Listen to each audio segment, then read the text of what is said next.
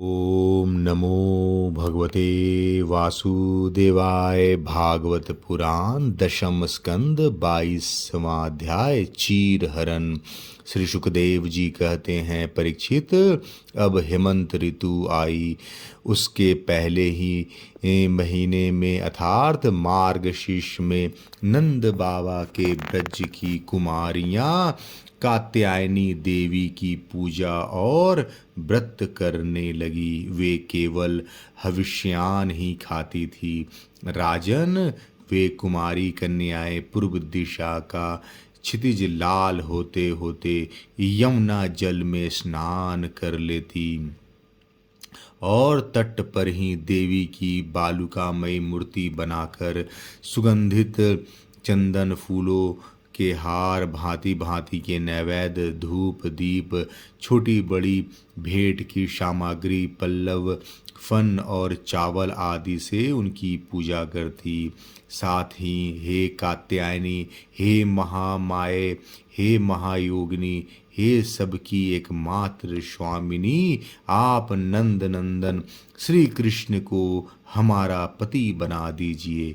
देवी, हम आपके चरणों में नमस्कार करते हैं। इस मंत्र का जप करती हुई वे कुमारियां देवी की आराधना करती।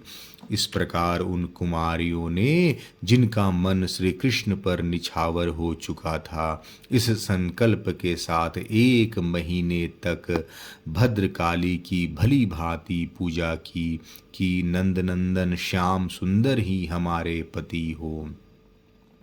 वे प्रतिदिन उषा काल में ही नाम ले लेकर एक दूसरी सखी को पुकार लेती और परस्पर हाथ में हाथ डालकर ऊंचे स्वर से भगवान श्री कृष्ण की लीला तथा नामों का गान करती हुई यमुना जल में स्नान करने के लिए जाती। एक दिन सब कुंवारियों ने प्रतिदिन की भांति यमुना जी के तट पर जाकर अपने अपने वस्त्र उतार दिए और भगवान श्री कृष्ण के गुणों का गान करती हुई बड़े आनंद से जल क्रीड़ा करने लगी। परीक्षित, भगवान श्री कृष्ण सनकादि योगियों और शंकर आदि योगेश्वरों के भी ईश्वर हैं। उनसे गोपियों की अभिलाषा छिपी न रही। वे उनका अभिप्राय जानकर अपने सखा ग्वाल बालों के साथ उन कुमारियों की साधना सफल करने के लिए यमुना तट पर गए। उन्होंने अकेले ही उन गोपियों के सारे वस्त्र उठा लिए और बड़ी फुर्ती से वे एक कदम के वृक्ष पर चढ़ गए। साथ ही ग्वाल बाल ठठाठा कर हंसने लगे और स्वयं श्री कृष्ण भी हंसते हुए गोपियों से हंसी की बात कहने लगे। अरे कुंवारियों, तुम यहाँ आकर इच्छा हो तो अपने अपने वस्त्र ले जाओ। मैं तुम लोगों से सच सच कहता हूँ, हंसी बिल्कुल नहीं करता। तुम लोग व्रत करते करते दुबली हो गई हो। ये मेरे सखा ग्वाल बाल जानते हैं कि मैंने कभी कोई झूठी बात नहीं कही है। सुंदरियों, तुम्हारी इच्छा हो तो अलग अलग आकर अपने अपने वस्त्र ले लो या सब एक साथ आ जाओ, मुझे इसमें कोई आपत्ति नहीं है। भगवान की यह हंसी मस्खरी देखकर गोपियों का हृदय प्रेम से सराबोर हो गया। वे तनिक सकुचाकर एक दूसरी की ओर देखने और मुस्कुराने लगी, जल से बाहर नहीं निकली। जब भगवान ने हंसी हंसी में यह बात कही, तब उनके विनोद से कुंवारियों का चित्त और भी उनकी ओर खींच गया। वे ठंडे पानी में कंठ तक डूबी हुई थी और उनका शरीर थर थर कांप रहा था। उन्होंने श्री कृष्ण से कहा, प्यारे श्री कृष्ण, तुम ऐसी अनीति मत करो। हम जानती हैं कि तुम नंद बाबा के लाडले लाल हो, हमारे प्यारे हो। सारे ब्रजवासी तुम्हारी सराहना करते रहते हैं। देखो, हम जाड़े के मारे ठिठुर रही हैं। तुम हमें हमारे वस्त्र दे दो। प्यारे श्याम सुंदर, हम तुम्हारी दासी हैं। तुम जो कुछ कहोगे उसे हम करने को तैयार हैं। तुम तो धर्म का मर्म भली भांति जानते हो। हमें कष्ट मत दो, हमारे वस्त्र हमें दे दो, नहीं तो हम जाकर नंद बाबा से कह देंगी। भगवान श्री कृष्ण ने कहा, कुमारियों, तुम्हारी मुस्कान पवित्रता और प्रेम से भरी है। देखो, जब तुम अपने को मेरी दासी स्वीकार करती हो और मेरी आज्ञा का पालन करना चाहती हो, तो यहाँ आकर अपने अपने वस्त्र ले लो। परीक्षित, वे कुंवारियाँ ठंड से ठिठुर रही थी, कांप रही थी। भगवान की ऐसी बात सुनकर वे अपने दोनों हाथों से गुप्त अंगों को छिपाकर यमुना जी से बाहर निकली। उस समय ठंड उन्हें बहुत ही सता रही थी। उनके इस शुद्ध भाव से भगवान बहुत ही प्रसन्न हुए। उनको अपने पास आई देखकर उन्होंने गोपियों के वस्त्र अपने कंधे पर रख लिए और बड़े प्रसन्नता से मुस्कुराते हुए बोले, अरे गोपियों, तुमने जो व्रत लिया था उसे अच्छी तरह निभाया है, इसमें संदेह नहीं। परंतु इस अवस्था में वस्त्रहीन होकर तुमने जल में स्नान किया। इससे तो जल के अधिष्ठात्र देवता वरुण का तथा यमुना जी का अपराध हुआ है। अतः अब इस दोष की शांति के लिए तुम अपने हाथ जोड़कर सिर से लगाओ और उन्हें झुककर प्रणाम करो। तदंतर अपने अपने वस्त्र ले जाओ। भगवान श्री कृष्ण की बात सुनकर उन ब्रज कुमारियों ने ऐसा ही समझा कि वास्तव में वस्त्रहीन होकर स्नान करने से हमारे व्रत में त्रुटि आ गई है। अतः उसकी निर्विघ्न पूर्ति के लिए उन्होंने समस्त कर्मों के साक्षी श्री कृष्ण को नमस्कार किया, क्योंकि उन्हें नमस्कार करने से ही सारी त्रुटियों और अपराधों का मर्जन हो जाता है। जब यशोदानंदन भगवान श्री कृष्ण ने देखा कि सब के सब कुमारियां मेरी आज्ञा के अनुसार प्रणाम कर रही हैं, तब वे बहुत ही प्रसन्न हुए। उनके हृदय में करुणा उमड़ आई और उन्होंने उनके वस्त्र दे दिए। प्रिय परीक्षित, श्री कृष्ण ने कुमारियों से छल भरी बातें की, उनका लज्जा संकोच छुड़ाया, हंसी की और उन्हें कठपुतलियों के समान नचाया, यहाँ तक कि उनके वस्त्र तक हर लिए, फिर भी उनसे रुष्ट नहीं हुई। उनके इन चेष्टाओं को दोष नहीं माना, बल्कि अपने प्रियतम के संग से वे और भी प्रसन्न हुई। परीक्षित, गोपियों ने अपने अपने वस्त्र पहन लिए, परंतु श्री कृष्ण ने उनके चित्त को इस प्रकार अपने वश में कर रखा था कि वे वहां से एक पग भी न चल सकी। अपने प्रीतम के समागम के लिए सजकर वे उन्हीं की ओर लजीली चितवन से निहारती रही।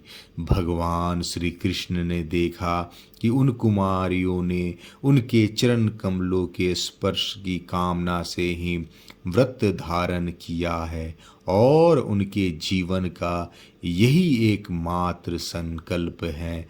तब गोपियों के प्रेम के अधीन होकर उखल तक में बंध जाने वाले भगवान ने उनसे कहा, मेरी परम प्रियसी कुंवारियों, मैं तुम्हारा यह संकल्प जानता हूँ कि तुम मेरी पूजा करना चाहती हो।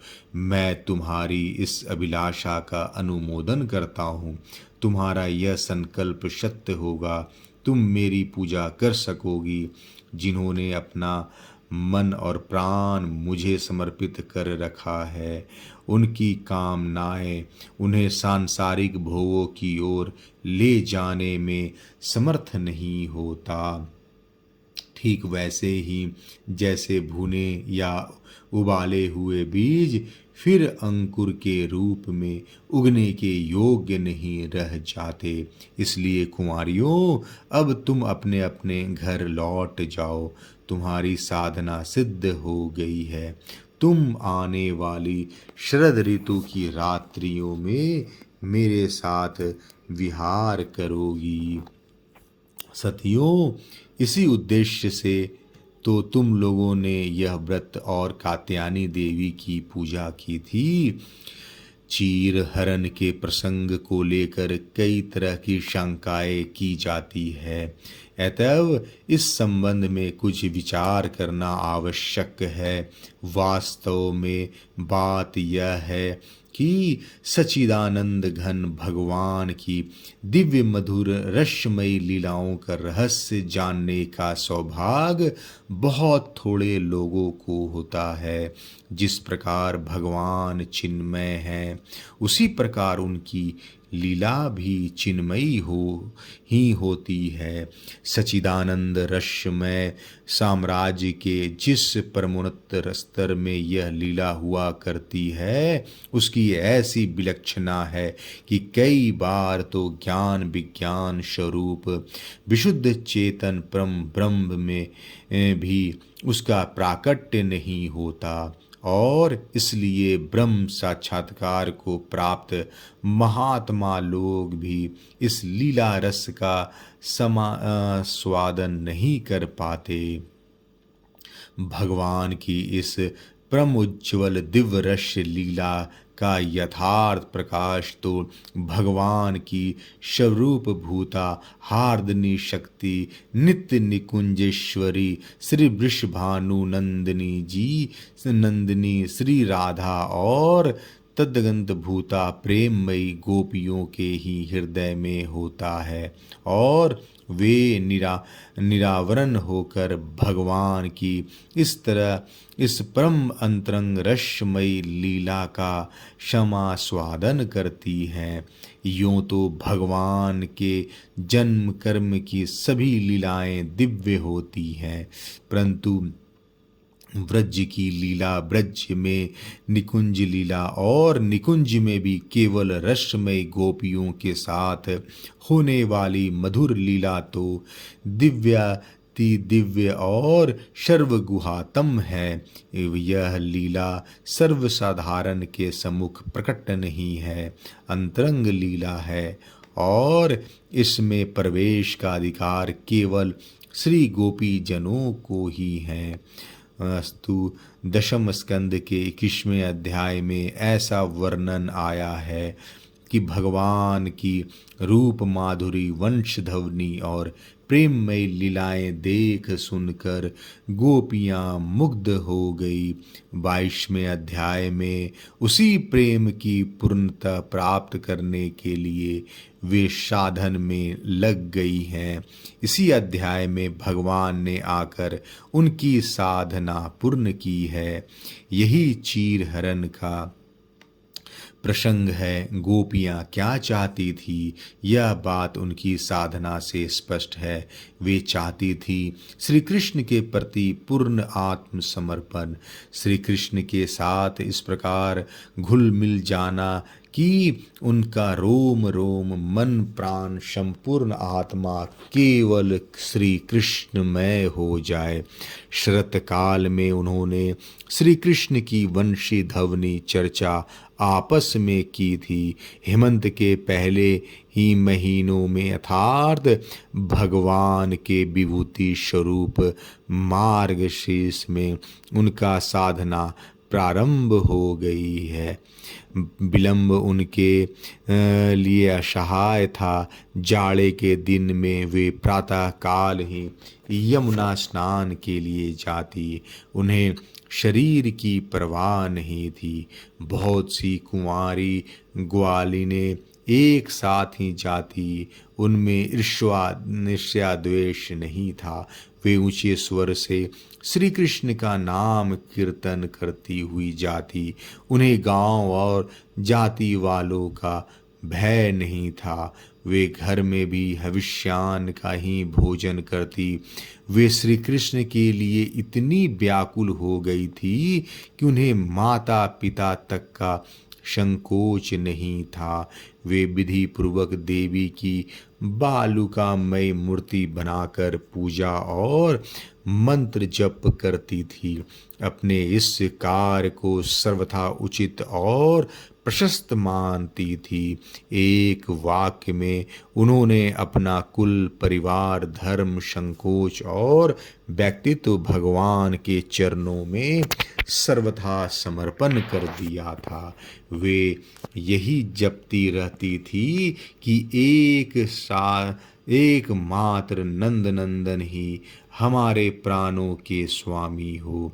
श्री कृष्ण तो वस्तुतः उनके स्वामी थे ही, परंतु लीला की दृष्टि से उनके समर्पण में थोड़ी कमी थी।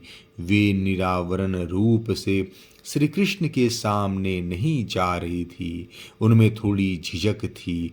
उनकी यही झिझक दूर करने के लिए, उनकी साधना, उनका समर्पण पूर्ण करने के लिए, उनका आचरण भंग कर देने की आवश्यकता, उनका आवरण भंग कर देने की आवश्यकता थी।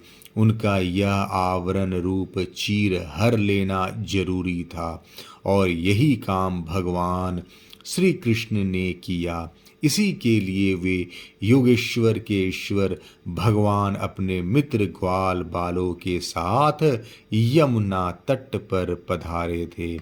साधक अपनी शक्ति से, अपने बल और संकल्प से, केवल अपने निश्चय से पूर्ण समर्पण नहीं कर सकता। समर्पण भी एक क्रिया है और उनका करने वाला असमर्पित ही रह जाता है। ऐसी स्थिति में अंतरात्मा का पूर्ण समर्पण तब होता है जब भगवान स्वयं आकर वह संकल्प स्वीकार करते हैं और संकल्प करने वाले को भी स्वीकार करते हैं। यही आकर समर्पण पूर्ण होता है। साधक का कर्तव्य है पूर्ण समर्पण की तैयारी। उसे पूर्ण तो भगवान ही करते हैं।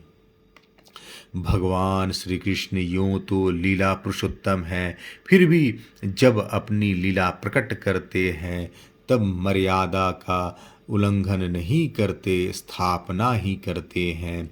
विधि का अतिक्रमण करके कोई साधना के मार्ग में अग्रसर नहीं हो सकता, परंतु हृदय की निष्कपटता, सच्चाई और सच्चा प्रेम विधि के अतिक्रमण को भी स्थिर कर देता है। गोपियाँ श्री कृष्ण को प्राप्त करने के लिए जो साधना कर रही थी उसमें एक त्रुटि थी। वे शास्त्र मर्यादा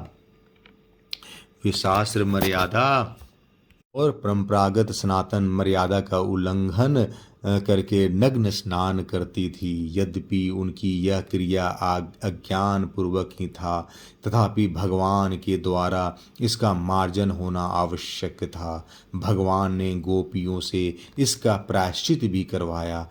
जो लोग भगवान के प्रेम के नाम पर विधि का उल्लंघन करते हैं उन्हें यह प्रसंग ध्यान से पढ़ना चाहिए और भगवान शास्त्र विधि का कितना आदर करते हैं यह देखना चाहिए। वैदी भक्ति का पर्यवासन रगात्मिका का भक्ति में है और रगात्मिका भक्ति पूर्ण समर्पण के रूप में परिणत हो जाती है।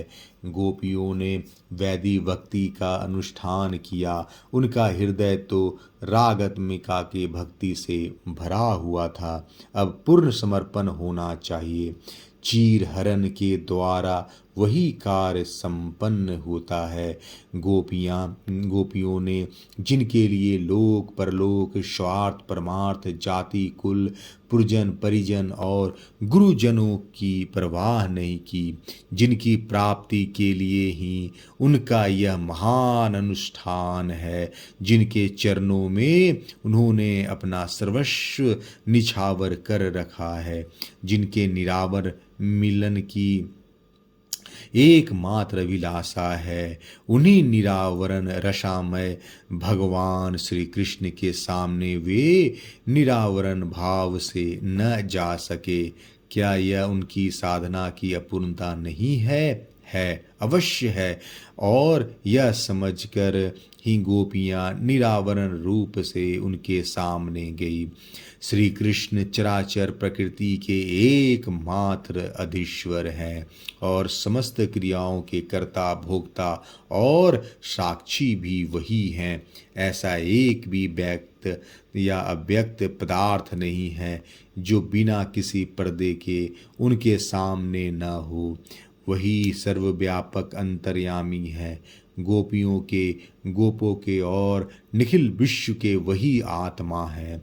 उन्हें स्वामी गुरु पिता माता सखा पति आदि के रूप में मानकर लोग उन्हीं की उपासना करते हैं। गोपियाँ उन्हें भगवान को जान बूझकर कि यह भगवान है, यही योगेश्वर हैं, क्षराक्षर प्रतीत है, पुरुषोत्तम है, पति के रूप में प्राप्त करना चाहती थी।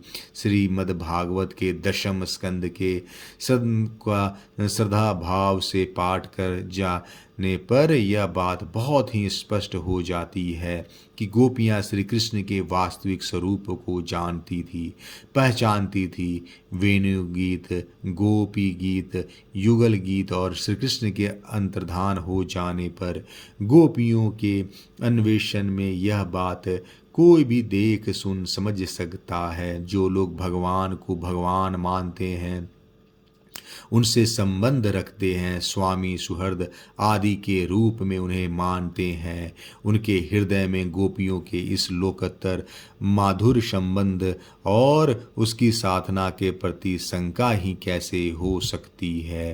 गोपियों के इस दिव्य लीला का जीवन उच्च श्रेणी के साधक के लिए आदर्श जीवन है। श्री कृष्ण जीव के एकमात्र प्रत्यक्ष साक्षात परमात्मा है। हमारी बुद्धि, हमारी दृष्टि देह तक ही सीमित है। इसीलिए हम श्री कृष्ण और गोपियों के प्रेम की भी केवल दैहिक तथा कामना कुलसित समझ बैठते हैं। उस अपार्थिव और अप्राकृत लीला को इस प्रकृति के राज में घसीट लाना हमारी स्थूल वासनाओं का हानिकारक परिणाम है। जीव का मन भोगाभिमुख वासनाओं से तथा तमोगुण प्रकृतियों से अभिभूत रहता है।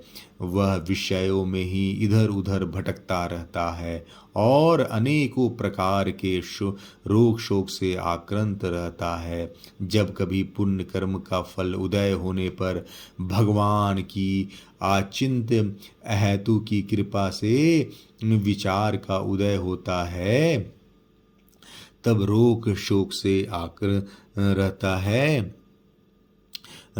तब जीव दुख ज्वाला से ऋण पाने के लिए और अपने प्राणों को शांतिमय धाम में पहुंचाने के लिए उत्सुक हो उठता है। वह भगवान के लीला धामों की यात्रा करता है, सत्संग प्राप्त करता है और उनके हृदय की छटपटी उस आशंकाओं को लेकर जो अब तक सुप्त थी, जगकर बड़े वेग से परमात्मा की ओर चल पड़ती है। चीरकाल से विषयों का ही अभ्यास होने के कारण बीच बीच में विषयों के संस्कार उसे सताते हैं और बार बार विक्षेपों का सामना करना पड़ता है। परंतु भगवान की प्रार्थना, कीर्तन, स्मरण, चिंतन करते करते चित्त सरस होने लगता है और धीरे धीरे उसे भगवान की सानिध्य का अनुभव भी होने लगता है।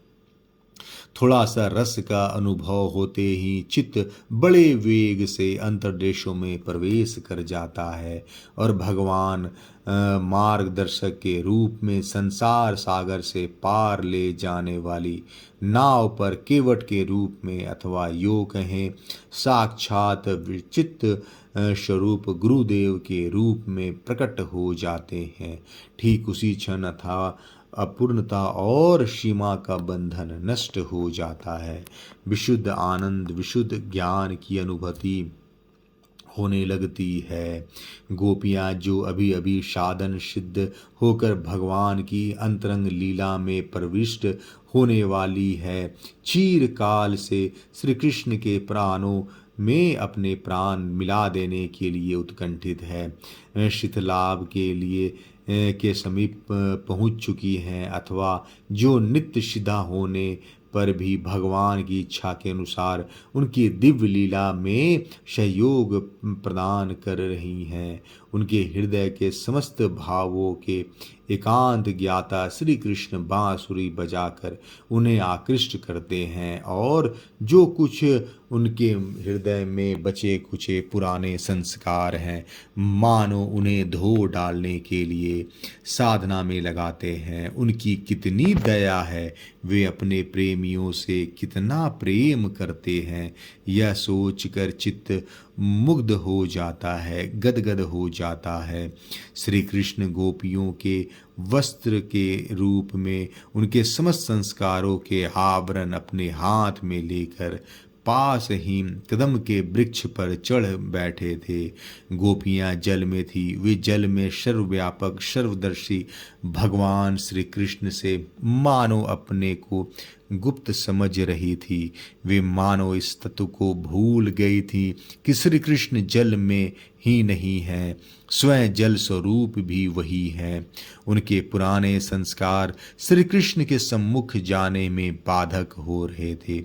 वे श्री कृष्ण के लिए सब कुछ भूल गई थीं, परंतु अब तक अपने को नहीं भूली थी। वे चाहती थी केवल श्री कृष्ण को, परंतु उनके संस्कार बीच में एक पर्दा रखना चाहते थे।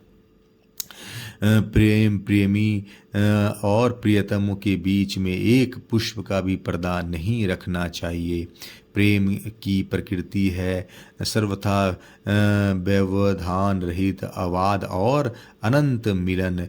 जहाँ तक अपना सर्वस्व इसका विस्तार चाहे जितना हो प्रेम की ज्वाला में भस्म नहीं कर दिया जाता, वहाँ तक प्रेम और समर्पण दोनों ही अपूर्ण रहते हैं। इसी अपूर्णता को दूर करते हुए शुद्ध भाव से प्रसन्न हुए शुद्ध भाव प्रसिद्धता श्री कृष्ण ने कहा है कि मुझसे अनन्य प्रेम करने वाली गोपियों एक बार केवल एक बार अपने सर्वस्व को अपने को भी भुलाकर मेरे पास आओ तो सही। तुम्हारे हृदय में जो अव्यक्त त्याग है उसे एक क्षण के लिए व्यक्त तो करो। क्या तुम मेरे लिए इतना भी नहीं कर सकती हो? गोपियों मानो कहा, श्री कृष्ण हम अपने को कैसे भूले? हमारी जन्म जन्म की धारणाएं भूलने दे तब ना हम संसार की अगाध जल में अकंठ मग्न हैं। जाड़े का कष्ट भी है, हम आना चाहने पर भी नहीं आ पाती हैं। श्याम सुंदर प्राणों के प्राण, हमारा हृदय तुम्हारे सामने उन्मुक्त है। हम तुम्हारी दासी हैं, तुम्हारी आज्ञाओं का पालन करेंगी, परंतु हमें निरावरण करके अपने सामने मत बुलाओ। साधक की यह दशा भगवान को चाहना और साथ ही संसार को भी न छोड़ना, संस्कारों में ही उलझे रहना, माया के पर्दे बनाए रखना बड़ी दुविधा की दशा है। भगवान यही सिखाते हैं, संस्कार शून्य होकर, निरावरण होकर माया का पर्दा हटा कर आओ, मेरे पास आओ। अरे तुम्हारा यह मोह का पर्दा तो मैंने ही छीन लिया है, तुम अब इस पर्दे के मोह में क्यों पड़ी हो? यह पर्दा ही तो परमात्मा और जीव के बीच में बड़ा व्यवधान है। यह हट गया, बड़ा कल्याण हुआ। अब तुम मेरे पास आओ, तभी तुम्हारा चिर सहित आकांक्षाएं पूर्ण हो सकेगी। परमात्मा श्री कृष्ण का यह आवाहन आत्मा के आत्मा परम प्रियतम के मिलन का यह मधुर आमंत्रण भगवत कृपा से जिसके अंतर्देश में प्रकट हो जाता है, वह प्रेम में निमग्न होकर सब कुछ छोड़ना भी भूलकर प्रियतम श्री कृष्ण के चरणों में दौड़ आता है। फिर न उसे अपने वस्त्रों की सुधि रहती है और न लोगों का ध्यान, न वह जगत को देखता है न अपने को।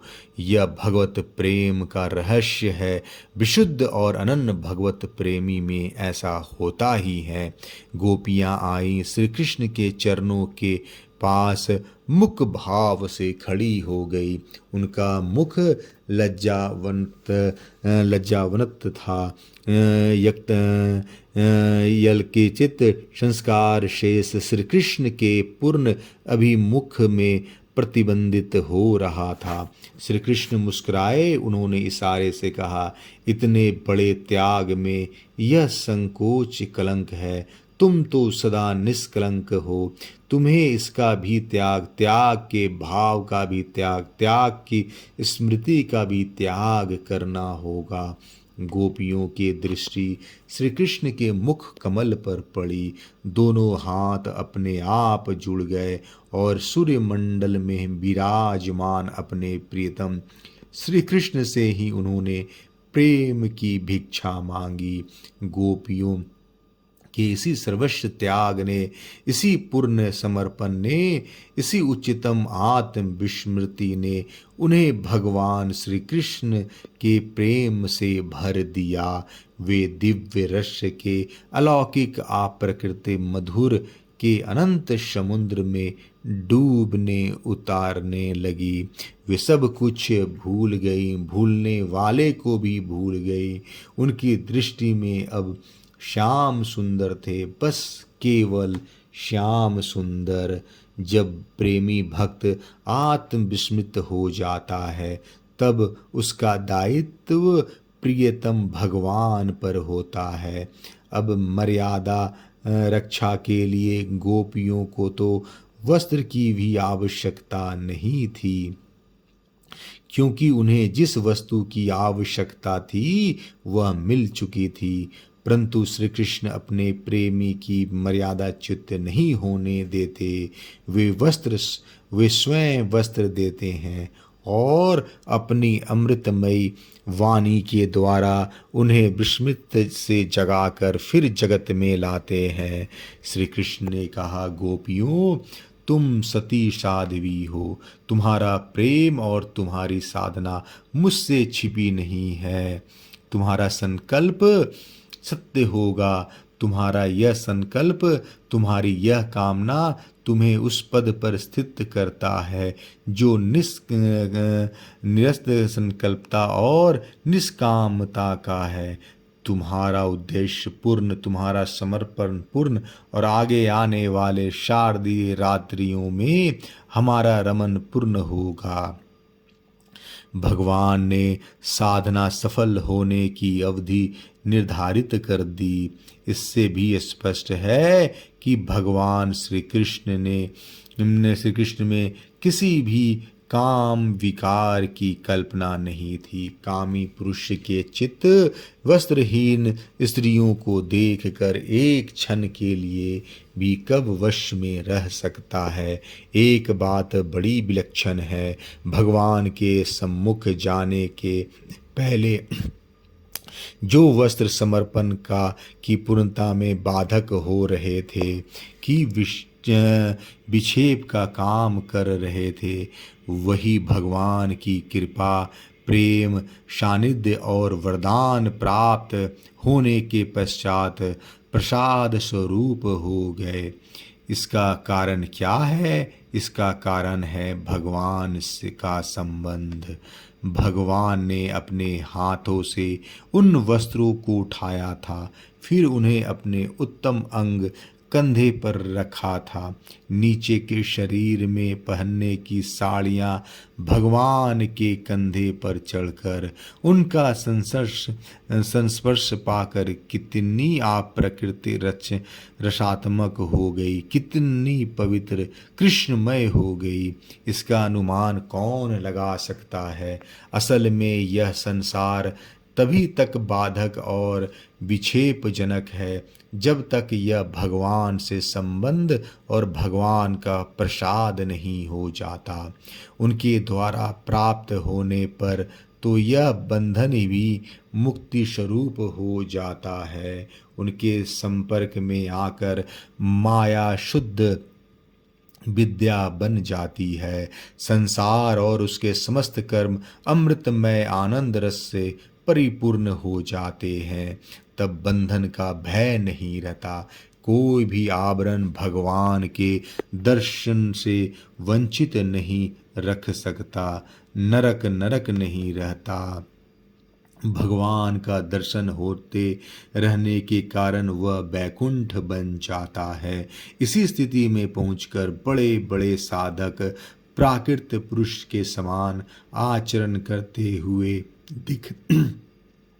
दिखते हैं। भगवान श्री कृष्ण की अपनी होकर गोपियां पुनः वे ही वस्त्र धारण करती हैं अथवा श्री कृष्ण वे ही वस्त्र धारण कराते हैं, परंतु गोपियों की दृष्टि में अब ये वस्त्र नहीं हैं। वस्तुतः वे हैं ही भी नहीं, अब तो वे दूसरी वस्तु हो गई हैं। अब तो भगवान के पावन प्रसाद हैं। पल पल भगवान का स्मरण कराने वाले भगवान के परम सुंदर प्रतीक हैं। इसी से उन्होंने स्वीकार भी किया। उनकी प्रेममयी स्थिति सर्व मर्यादा के ऊपर थी, फिर भी उन्होंने भगवान की इच्छा से मर्यादा स्वीकार की। इस दृष्टि से विचार करने पर ऐसा जान पड़ता है कि भगवान की यह चीरहरण लीला भी अन्य लीलाओं की भांति उच्चतम मर्यादा से परिपूर्ण है। भगवान श्री कृष्ण की लीलाओं के संबंध में केवल वही प्राचीन आर्ध ग्रंथ प्रमाण हैं जिनमें उनकी लीला का वर्णन हुआ है। उनमें से एक भी ऐसा ग्रंथ नहीं है जिसमें श्री कृष्ण की भगवत वक्ता का वर्णन न हो। श्री कृष्ण स्वयं भगवान हैं, यही बात सर्वत्र मिलती है। जो श्री कृष्ण को भगवान नहीं मानते, यह स्पष्ट है कि वे उन ग्रंथों को भी नहीं मानते, और जो उन ग्रंथों को ही प्रमाण नहीं मानते, वे उनमें वर्णित लीलाओं के आधार पर श्री कृष्ण चरित्र की समीक्षा करने का अधिकार भी नहीं रखते। भगवान की लीलाओं को मानवीय चरित्र के समकक्ष रखना शास्त्र दृष्टि से एक महान अपराध है और उसके अनुकरण का तो सर्वथा ही निषेध है। मानव बुद्धि जो स्थूलता से ही परिवेष्टित है, केवल जड़ के संबंध में ही सोच सकती है। भगवान की दिव्य चिन्मय लीलाओं के संबंध में कोई कल्पना ही नहीं कर सकती। वह बुद्धि स्वयं ही अपना उपहास करती है। जो समस्त बुद्धियों के प्रेरक और बुद्धियों से अत्यंत परे रहने वाले परमात्मा की दिव्य लीलाओं को अपनी कसौटी पर कसती है। हृदय और बुद्धि के सर्वथा विपरीत होने पर भी यदि थोड़ी देर के लिए मान ले कि श्री कृष्ण भगवान नहीं थे और उनकी यह लीला मानवी थी, तो भी तर्क और युक्ति के सामने ऐसा कोई बात ही नहीं टिक पाती जो श्री कृष्ण के चरित्र में लांछन हो। श्री मद्भागवत का पारायण करने वाले जानते हैं कि व्रज में श्री कृष्ण ने केवल 11 वर्ष की अवस्था तक ही निवास किया था। यदि रास लीला का समय 10वां वर्ष माने तो 9वें वर्ष में ही चीरहरण लीला हुई थी। इस बात की कल्पना भी नहीं हो सकती कि 8-9 वर्ष के बालक में काम उत्तेजना हो सकती है। गांव की गंवारिन ग्वाली ने जहां वर्तमान काल में नागरिक मनोवृत्ति नहीं पहुंच पाई है, एक 8-9 वर्ष के बालक से अवैध संबंध करना चाहें और उसके लिए साधना करे, यह कदापि संभव नहीं दिखता। उन कुमारी गोपियों के मन में कलुषित वृत्ति थी। यह वर्तमान कलुषित मनोवृत्ति की उत्कंठा है। आजकल जैसे गांव की छोटी छोटी लड़कियां राम सा वर और लक्ष्मण सा देवर पाने के लिए देवी देवताओं की पूजा करती है, वैसे ही उन कुमारियों ने भी परम सुंदर परम मधुर श्री कृष्ण को पाने के लिए देवी पूजन और व्रत किए थे। इसमें दोष की कौन सी बात है? आज की बात निराली है। भोग प्रधान देशों में तो नग्न संप्रदाय और नग्न स्नान की क्लब भी बने हुए हैं। उनकी दृष्टि इंद्रिय तृप्ति तक ही सीमित है। भारतीय मनोवृत्ति इस उत्तेजक एवं मलिन व्यापार के विरुद्ध है। नग्न स्नान एक दोष है जो कि पश्चात को बढ़ाने वाला है। शास्त्रों में इसका निषेध है। न नग्न स्नानयात, यह शास्त्र की आज्ञा है। श्री कृष्ण नहीं चाहते थे कि गोपियां शास्त्र के विरुद्ध आचरण करें। केवल लौकिक अनर्थ ही नहीं, भारतीय ऋषियों का यह सिद्धांत जो प्रत्येक वस्तु में पृथक पृथक देवताओं का अस्तित्व मानता है, इस नग्न स्नान को देवताओं के विपरीत बतलाता है। श्री कृष्ण जानते थे कि इनसे वरुण देवता का अपमान होता है। गोपियां अपनी अभिष्ट सिद्धि के लिए जो तपस्या कर रही थी, उसमें उनका नग्न स्नान अनिष्ट फल देने वाला था और इस प्रथा के प्रभाव से ही यदि इसका विरोध न कर दिया जाए तो आगे चलकर इसका विस्तार हो सकता है। इसलिए श्री कृष्ण ने अलौकिक ढंग से निषेध कर दिया। गांव की ग्वालिनों को इस प्रथा की बुराई किस प्रकार समझाई जाए, इसके लिए भी श्री कृष्ण ने एक मौलिक उपाय सोचा। यदि वे गोपियों के पास जाकर उन्हें देवतावाद की फलसफा समझाते तो वे सरलता से नहीं समझ सकती थी।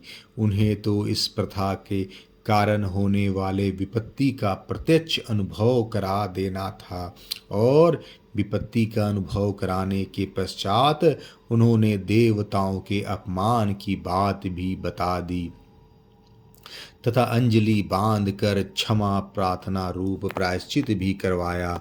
महापुरुषों में उनकी बाल अवस्था में भी ऐसी प्रतिभा देखी जाती है। श्री कृष्ण 8-9 वर्ष के थे। उनमें काम उत्तेजना नहीं हो सकती और नग्न स्नान की कुप्रथा को नष्ट करने के लिए उन्होंने चीरहरण किया।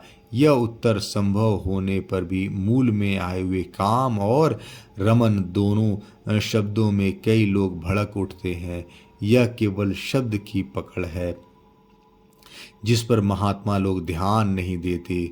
श्रुतियों और गीता में भी अनेकों बार काम, रमन और रति आदि शब्दों का प्रयोग हुआ है, परंतु वहाँ उनका अश्लील अर्थ नहीं होता। गीता में तो धर्म विरुद्ध काम को परमात्मा का स्वरूप बतलाया गया है।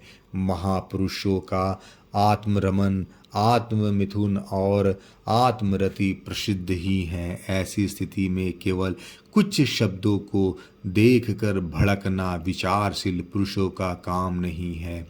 जो श्री कृष्ण को केवल मनुष्य समझते हैं, उन्हें रमन और रति शब्द का अर्थ केवल क्रीड़ा अथवा खिलवाड़ समझना चाहिए। जैसे कि व्याकरण अनुसार ठीक है, रमू क्रीड़ायम दृष्टि भेद से श्री कृष्ण की लीला भिन्न भिन्न रूप में दिख पड़ता है। अध्यात्मवादी श्री कृष्ण को आत्मा के रूप में देखते हैं और गोपियों को वृत्तियों के रूप में। वृत्तियों का आवरण नष्ट हो जाना ही चीरहरण लीला है और उसका आत्मा में रम जाना ही रास है। इस दृष्टि से भी समस्त लीलाओं के संगति बैठ जाती है। भक्तों की दृष्टि से गोलोकधिपति पुरुषोत्तम, पूर्णतः पुरुषोत्तम भगवान श्री कृष्ण का यह सब नित्य लीला विलास है और अनादि काल से अनंत काल तक यह नित्य चलता रहता है। कभी कभी भक्तों पर कृपा करके वे अपने नित्य धाम, नित्य सखा सहचारियों के साथ लीला धाम में प्रकट होकर लीला करते हैं।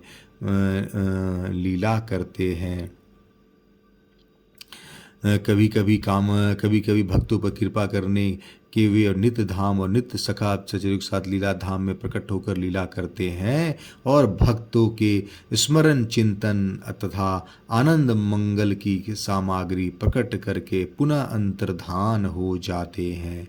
साधकों के लिए किस प्रकार कृपा करके भगवान अंतर्यामी को और अनादि काल से संचित संस्कार पट को विशुद्ध कर देते हैं, यह बात भी इस चीरहरण लीला से प्रकट होती है। भगवान की लीला रहस्यमय है। उसका तत्व केवल भगवान ही जानते हैं और उनकी कृपा से उनकी लीला में प्रविष्ट भाग्यवान भक्त कुछ कुछ जानते हैं। यहाँ तो शास्त्रों और संतों की वाणी के आधार पर ही कुछ लिखने की दृष्टा की गई है। सुखदेव जी कहते हैं, परीक्षित, भगवान की यह आज्ञा पाकर वे कुंवारियां भगवान श्री कृष्ण के चरण कमलों का ध्यान करती हुई जाने की इच्छा न होने पर भी बड़े कष्ट से ब्रज में गई। अब उनकी सारी कामनाएं पूर्ण हो चुकी थी। प्रिय परीक्षित, एक दिन भगवान श्री कृष्ण बलराम जी और ग्वाल बालों के साथ गौएं चराते हुए वृंदावन से बहुत दूर निकल गईं। ग्रीष्म ऋतु थी। सूर्य की किरणें बहुत ही प्रखर हो रही थी, परंतु घने घने वृक्ष भगवान श्री कृष्ण के ऊपर छत्ते का काम कर रहे थे। भगवान श्री कृष्ण ने वृक्षों को छाया करते देख स्तो कृष्ण, अंशु, श्रीदामा, सुबल, अर्जुन, विशाल, ऋषभ, तेजस्वी, देवप्रस्थ और वरुथप आदि ग्वाल बालों को संबोधन करके कहा, मेरे प्यारे मित्रों, देखो यह वृक्ष कितने भाग्यवान हैं। इसका सारा जीवन केवल दूसरों की भलाई करने के लिए ही है। वे स्वयं तो हवा के झोंके, वर्षा, धूल और पाला सब कुछ सहते हैं, परंतु हम लोगों की उनसे रक्षा करते हैं। मैं कहता हूँ कि इन्हीं का जीवन सबसे श्रेष्ठ है, क्योंकि इनके द्वारा सब प्राणियों को सहारा मिलता है। उनका जीवन निर्वाह होता है। जैसे किसी सज्जन पुरुष के घर से कोई याचक खाली हाथ नहीं लौटता, वैसे ही इन वृक्षों से भी सभी को कुछ न कुछ मिल ही जाता है। ये अपने पत्ते, फूल, फल, छाया, जड़, छाल, लकड़ी, गंध, गोंद, राख, कोयला, अंकुर और कोपलों से भी लोगों की कामना पूर्ण करते हैं।